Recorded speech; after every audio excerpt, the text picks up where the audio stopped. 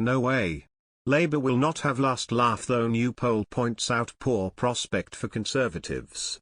A new poll has painted a worrying picture for the Conservatives, as it revealed the Prime Minister could be faced with the prospect of a mammoth loss of seats.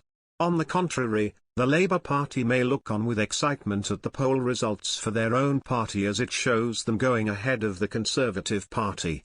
However, polling expert Sir John Curtice has vowed that although it may look good for the Labour Party, it does not necessarily suggest that the party is revitalised.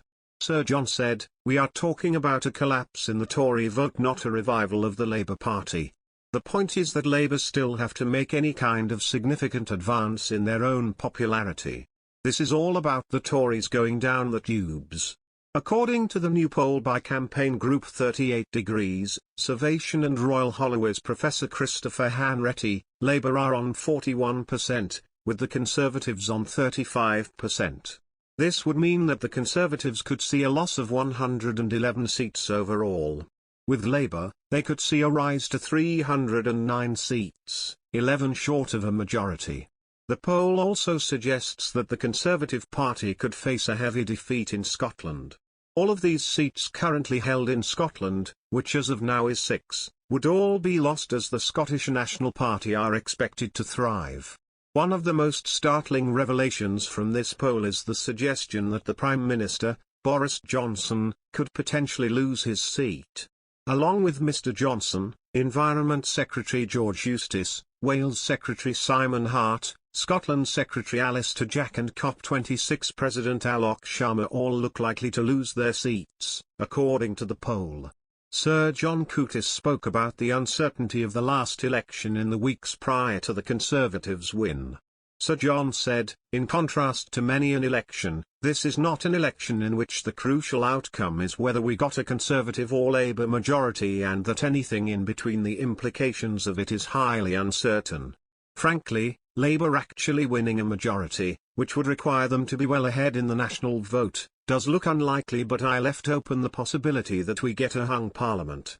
The crucial point I've been making is that, once we get the Tories polling at around 320 or so, because all the other parties are in favour of having a second EU referendum, one has to anticipate those parties will, in the end, come to some understanding to put in a minority Labour administration.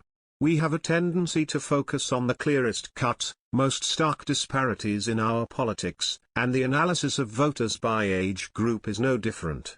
Regarding age group of voters, the Conservative Party's problem among young voters is well publicised, as is its robust performance among older voters. Conversely, Labour's strong lead among the young and its struggle to gain traction and credibility with retirees are both poured and picked over at great length.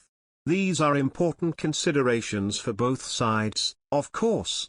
A national party seeking to form a government has an electoral responsibility to both consider how best to rally its base and make inroads into the groups it finds hardest to reach. Age is an informative lens through which to view the electorate.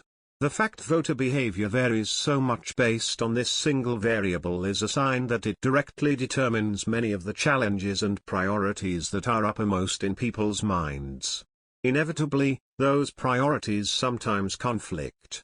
This was crudely illustrated when the government introduced its funding package for social care by raising national insurance, effectively taking from the young to give to the old.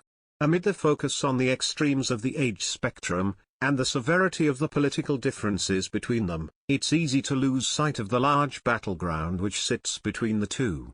The tipping point age at which someone becomes more likely to vote Conservative than Labour is a clear indicator of who wins an election. When the age falls, the Tories gain, and when it rises, Labour are on the up, and when